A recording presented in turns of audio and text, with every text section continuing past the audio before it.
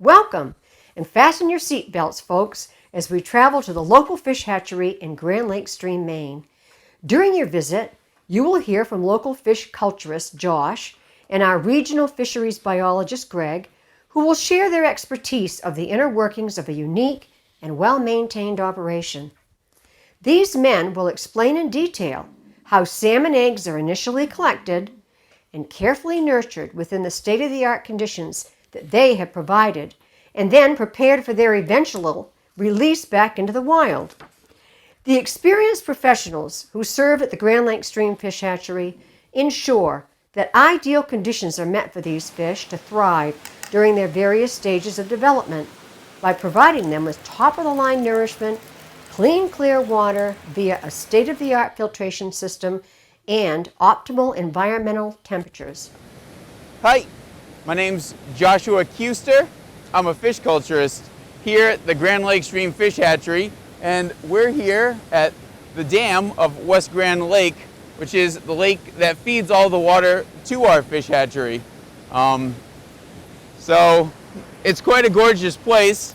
Hopefully we'll get some good shots of all the beautiful natural surroundings here. But I guess I'll talk a little bit about the fish hatchery first. I've only worked there a few years, but the fish hatchery here in Grand Lake Stream has been around for a long time in a couple different iterations or forms. So what a fish hatchery does is, in our case, it takes fish from a body of water and we can raise the fish in a much better way than the fish can grow in the wild on their own. We can get them to larger sizes quicker, which is good if you want to, put those fish in other bodies of water, or if you want to supply a body of water that sees a lot of fishing pressure, which this body of water does. The other form of a fish hatchery is one that raises fish for monetary gain or meat production. You see a lot of those along the coast, and they raise really large, really beautiful fish that ultimately are going to provide, salmon fillets for your local Hannaford or Big Y or whatever big brand you buy from. So that's generally what a fish hatchery does. And like I said, ours is just looking to supply bodies of water around the state of Maine with fish. Before I was talking about what a fish hatchery is and what a fish hatchery does, and I'm going to tell you a little bit more about my fish hatchery here at Grand Lake Stream. And I said before that we source our fish right from West Grand Lake. And so what I meant by that is every spawning season, and spawning season for our salmon that we have here in West Grand Lake is in the fall, typically in November.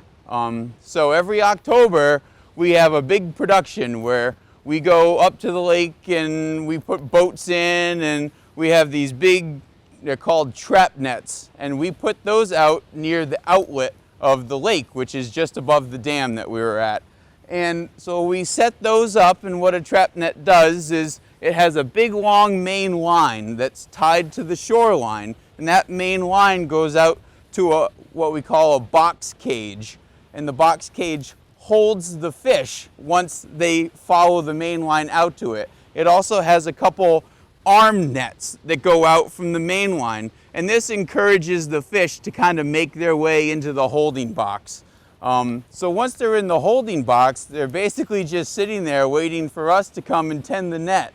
And so every other day or so, we go up there and we tend that net. We have a boat and with a big tub in it, and we net the fish out of the holding boxes, the holding nets, and we put them in our tub, and we take them over to a big floating dock that's in Hatchery Cove. And so on that floating dock, we have lids that we pull up, and the lids have pound nets inside of them. And so we'll put the fish in the pound nets and we'll hold them until they're ready to spawn, and we're ready to spawn them. We check on them every couple days to see how they're doing and make sure that nothing's, preying on them or nothing's come up that's causing a health hazard to them. And so we go ahead, and usually about the first week in November that we spawn them. And so we get the eggs from the females and the milk from the males, and we typically use 5 females and 5 males, and we combine them all in what we call spawning pans, and we mix it all up and everything gets fertilized, and then we do a little bit of cleaning and disinfecting of the eggs before we bring them back down to our facility and down at what we call the hatchery building, which is where the eggs will sit and they'll get incubated. And typically they incubate for several months before they hatch. And the reason it takes so long is because the water is really cold all winter long, and the eggs develop based on how warm the water is. So in warmer climates, warmer areas of the United States with different fish, it takes different amounts of time. But here, it typically takes until the end of February. We're back up here at the dam. Just wanted to talk about the water that supplies our hatchery. It's an absolutely crucial part of raising fish, as you might have guessed. So for a very long time, our hatchery was supplied by one single pipeline that went just up here in the lake, not very far, maybe a couple hundred yards, and is taking water from anywhere from 18 to 15 feet down in the lake. And this is what we would classify as shallow water. And shallow water has big temperature swings. In the summertime, the sun is hitting it all the time, and it warms up a lot. And the water here in West Grand, goes anywhere from just below freezing, and I'm going to have to tell you all this in Celsius because it's the only way I know it. So typically in the wintertime with the shallow water line, we would see temperatures of 0.8 degrees Celsius, and 0 degrees Celsius is freezing, which would be 32 degrees in Fahrenheit. And then in the summertime, it would get all the way up to 28 degrees Celsius, which I believe is somewhere in the low 80s in Fahrenheit. So this is a good thing sometimes, but for us it was kind of a bad thing because our fish are getting raised in these long raceways and they can't go anywhere else to find cooler water. So they're stuck with the water that we give them. So if we're supplying them 80-degree water and they best survive in 70-degree water, then the fish are going to behave, irregularly. It's not good for them. Their growth is going to suffer in the hatchery. Their health is going to deteriorate. So years ago, 2 years ago in fact, we got funding and we put in a second pipeline which gave us access to deeper water. And the new pipeline actually goes 2 miles out past Munson Island, which is the first large island you can see on West Grand Lake. And that takes water out of 58 to 62 feet of water. And that water is much cooler during the summertime, and it allows us to give the fish a more ideal water temperature to raise them with. It also gives us access to water that's warmer in the wintertime, which allows us to progress our eggs faster in the hatchery. Well, just a little bit faster, but in case you didn't know, deep water like that is actually warmer in the wintertime than the surface water is just under the ice. It may only be by 1.5 degrees Celsius, but that's how it works, and it was a very important project for us, and it's really benefited the hatchery quite a bit. So this is where, after we get done spawning, we will bring the eggs that we obtained, the fertilized eggs that we obtained, in here in the hatchery, and we do a process we call traying up, which is we use a tray much like this, and we'll fill it full of eggs. And what we'll do to know how many eggs are on that tray is we'll take a measurement of how wide the eggs are, and we'll fill the eggs along a little trough we have, and how many eggs go in that trough tells us how many eggs there are per ounce. And so when we pour the eggs onto this tray, we'll measure how many ounces we put on the tray. And then the tray goes into the trough, and we can put about 10 of those trays in each individual trough. So we could put a lot of eggs in a small package. So we don't have to have all of these running initially like we have running right now. So the eggs will sit on that tray for quite a long time. As I said before, the water temperatures in here, using the deep line to run the water, they're probably 1 to 1.5 degrees Celsius. So the eggs they literally just sit, and we can't touch them because as the fry are developing, they're very fragile inside. So we can hardly even move the trays around to clean the troughs and clean the eggs off. So they sit there, and then they get to a stage that we call eyed up, which is when you can look at eggs on the tray and you can actually see the two black eyes of the sack fry inside the egg. And then you can also start to see them squirming around inside the egg. It's a pretty exciting time for the development of the fish if they've made it this far. So at that stage, they're much more sturdy, and you can do a lot more with the eggs because you're not going to damage them during their development process. So at that point, we can start picking off the eggs that may have be mortalities. Maybe they didn't develop quite right inside. Sometimes we get a little water fungus that grows on stuff that we try and prevent by picking out the ones that have started to get it. And so we can move the eggs around at this point. It's a lot easier. Then we kind of keep track of how long they've been in this stage because our water temperature is pretty consistent from year to year. And when it starts to get close to when we think we're going to hatch them out, we gather them all up and we put them in a bigger basket, and then we put them back out on the trays, but we only put about 3,000 to 5,000 on a tray. And then we'll start up all of our troughs and we'll spread the eggs out. And we'll put just one egg tray in each trough. And they'll sit in there for maybe a week or two before they hatch out.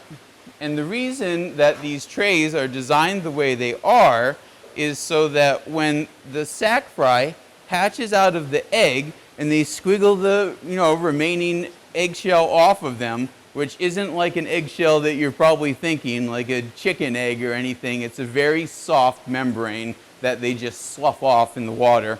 But the holes in this are the correct size that the sack fry can actually just squiggle right down through it. And that way they get off the tray and they get down into the trough and they sit on the bottom.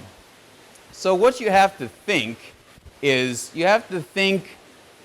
what would these fish be doing naturally in the wild, okay? So in the wild, a female fish would come out of the lake. They would go down through the dam and into Grand Lake Stream. And Grand Lake Stream has a high quality of spawning habitat, and that's where they're looking to spawn. So the female would use her tail and her body to dig what's called a red. And it's basically just a pit in a sandy, pebbly area. And so then a male will see that she's digging that pit. He'll become interested, and the two of them in unison will lay and fertilize the eggs. And then the female will go upstream, and she'll beat her body against the bottom again, and she'll bury those eggs in sand and pebbles. So these sack fry and eggs that we bring into this hatchery in nature would be buried under that sediment at the bottom of a stream. So when those sac fry hatch in nature, they're too weak to get out from underneath that sediment and go out and start feeding. This is why, after they hatch, they're in this sac fry state. And that sac contains essential oils and nutrients that the fish takes advantage of, and it grows and matures until it's large enough that it can remove itself from that sediment and become independent and start feeding on very, very small things. So right now, these have just hatched. They're in the sac fry state, sorry. So they literally just lay on the bottom of these troughs, but again, they're pretty hardy, so we can clean the troughs and make sure that they're, in a very good environment that's gonna promote them staying healthy and growing larger, which again is an advantage that they don't have out in the wild, which allows us to raise them way more efficiently than Mother Nature can. So in a few more weeks here, they're going to use up that whole sack, and we'll just call them fry. And at this point, they're starting to look like a miniature fish, just a really small salmon. So we'll keep them in here. They'll get probably to about 1 gram. So it would be 1,000 fish to make up 1 kilogram of weight. At that stage, they're mature enough that we can do one of two things with them. We can scoop them out, and using some sort of measuring device like a digital scale, we can say, oh, well, we just measured out 160 grams worth of fry, and in that 160 grams there was so many fish. And it gives us an idea of how many fish per how many kilograms. That way, when we weigh the fish out of there to put them in another place, it gives us an idea of how many fish we're moving at any given time. Because we always have to keep track of how many fish we have. It wouldn't be very good to just haphazardly have, more fish in one pool than the other. You wouldn't get very consistent growth. And that's kind of what it's all about, is you want to take care of your fish, and you want to put yourself in a position where you can take care of them as best as possible. But this year we're doing something different. Instead of moving them out into the raceways at 1 gram, we're going to continue to raise them in here in round tanks that we've installed. We're going to raise them till they're probably about 6 grams in those round tanks now. And that will keep them at better densities than we can keep them out in the raceways, because the raceways are so big and these round tanks are a little bit smaller. And keeping them at a higher density will encourage them to feed better, and it will hopefully help them grow quicker.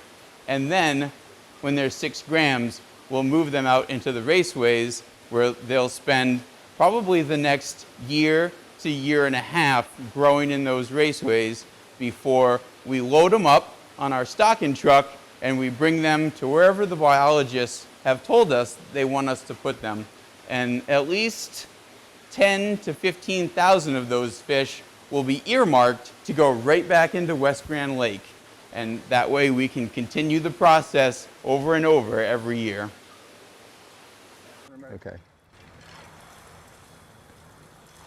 All right, good morning. I'm Greg Burr. I'm the regional fisheries biologist for the Down East region that encompasses most of Hancock and Washington County, which has over 400 lakes and ponds and 3,800 miles of brooks, rivers, and streams in an area that's about the size of the state of Connecticut. There are 3 biologists in this region, myself and 2 assistants.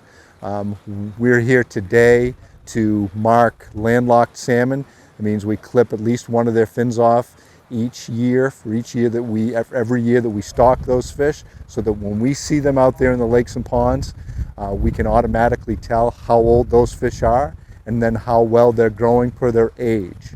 And then from there we can make management decisions on stocking rates, how many fish are being harvested out there in the field, and make adjustments with regulations. That's one of our jobs as well. We may put more food into the lake so that the fish can grow better, so we can give a better, bigger quality, a good conditioned product for our anglers out there.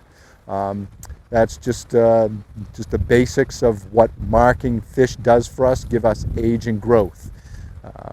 We also have brook trout here at this hatchery. We do mark them each year, but not all of the fish. We don't mark all the salmon either. We only mark the salmon that we feel that we're going to come in contact with out there in the field, so that, again, we don't have to take scales from those fish to take it back to the lab to age those fish, to get age and growth that way.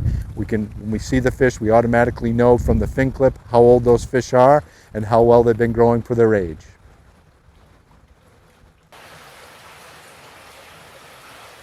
So here we are. We are now out in the raceways here at the Grand Lake Stream Fish Hatchery.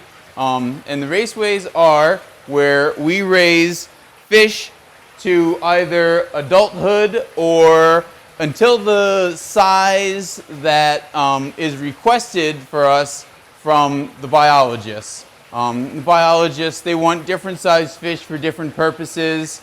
Sometimes, say, they want to improve stocking directly out in the stream, and they'll be looking for maybe a 2-year-old fish, which can be 13 to 16 inches in size, and they'll want that stocked out in the stream, and that'll benefit fishermen immediately. Other times they want a fish that's maybe 6 to 10 inches long, and we can stock a lot of those fish, and we'll put them in a lake somewhere, and in 3 years they'll be providing a good fishing opportunity for people, and that's something we do every year, and that maintains a really good fishery. So we've got all kinds of different sizes of fish. The ones we have here, these are what we call our brood fish. On this side are future brood, which are going to be 2 years old, and on this side we have brood, which are going to be 3 years old.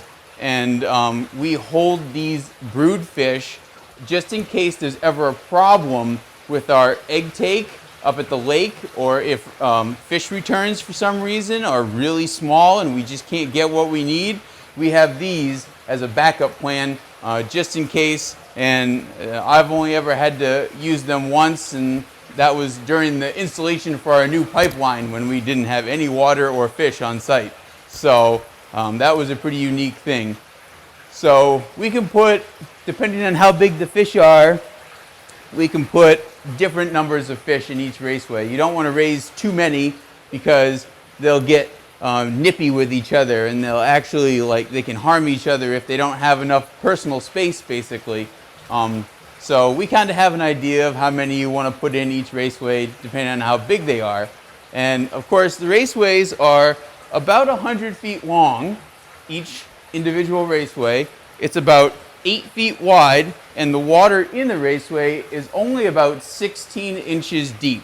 The raceways themselves are about 4 feet high to the top of the wall, but we only use about 16 inches of water, and that's based on the amount of flow we have coming through here.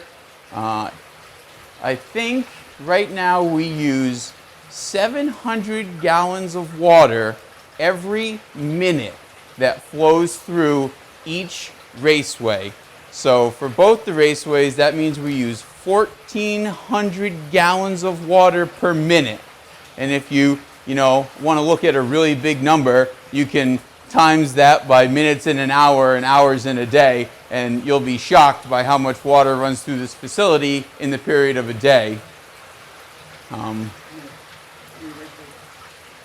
Yep, so we got, the raceways are 7 raceways long by 2 raceways wide, and the building as a whole is probably 750 feet long, with a head box at the top where the water comes in, and we have a tail pool at the bottom where it all comes out and it gets put together, and it's discharged into what we have a settling pond, which allows some of the waste that the fish produce to settle out before it's then discharged out directly out into the stream, to no ill effect, thanks to a lot of regulating by the state of Maine.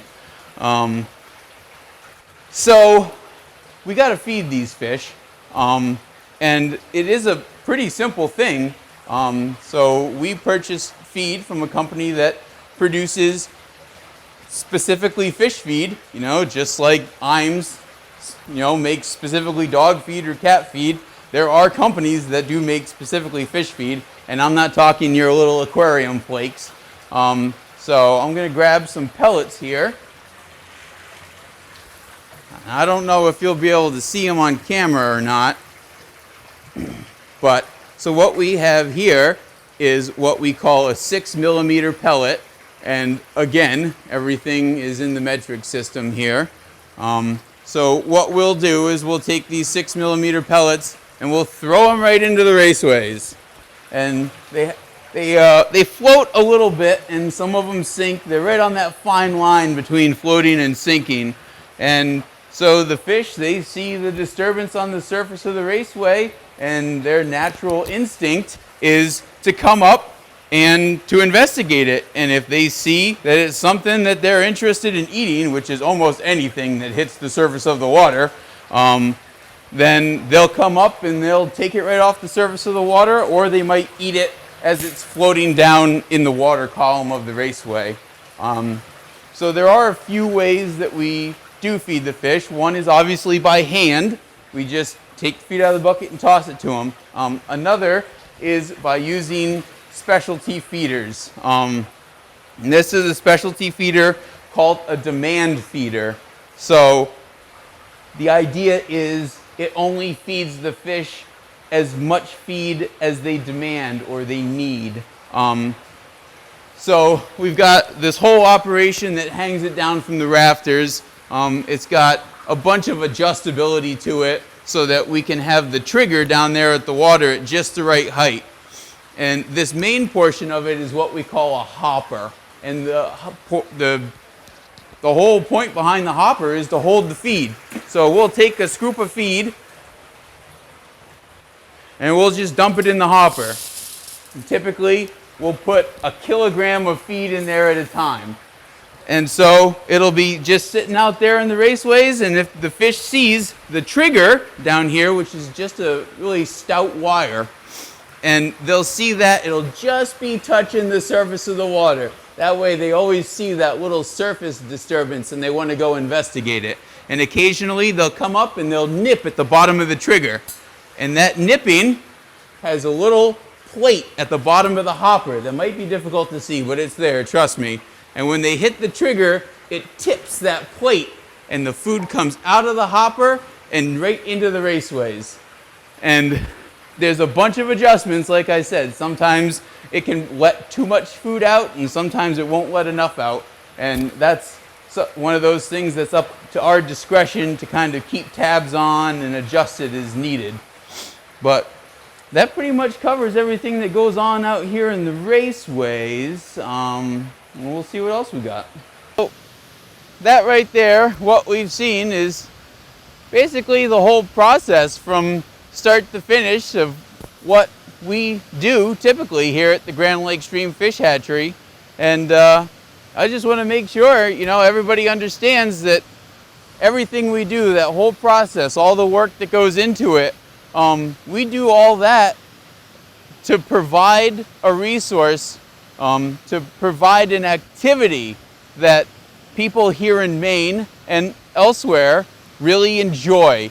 And like I said, the whole reason that we do all that work is to make sure that the resource is there so that people can enjoy it, whether it's fishing or what. We got phenomenal fly fishing here, is what this town is legendary for, and we certainly help to maintain that, but there is a bit of it that happens on its own through Mother Nature, but not everywhere is so fortunate. Some places get a lot of pressure and the expectation is still there, and so what we do is make sure that that doesn't dry up and that people can still continue to go outdoors and take part in those events and really enjoy them. And for me personally, I take great pride in knowing that this simple work that we do really can go out and bring so much enjoyment to people who enjoy doing that kind of stuff. And you know, if you've never tried fishing, you can literally do it anywhere. So you know, maybe why not give it a try? Yeah, I mean, you could say something like, you might even get hooked on it, you know? So, I don't know if you're ever going to be in this neck of the woods up here in Maine in Grand Lake Stream, but if you are, feel free to come on down and find the fish hatchery during the more seasonable time of year, like late spring and summer. All you have to do is come down here and track one of us down, and we'll give you the whole personal tour of the place. It's not a problem at all. It's all part of what we love about the job, and I hope that either you love doing it as well, or that maybe you will come to love it as well. Thank you.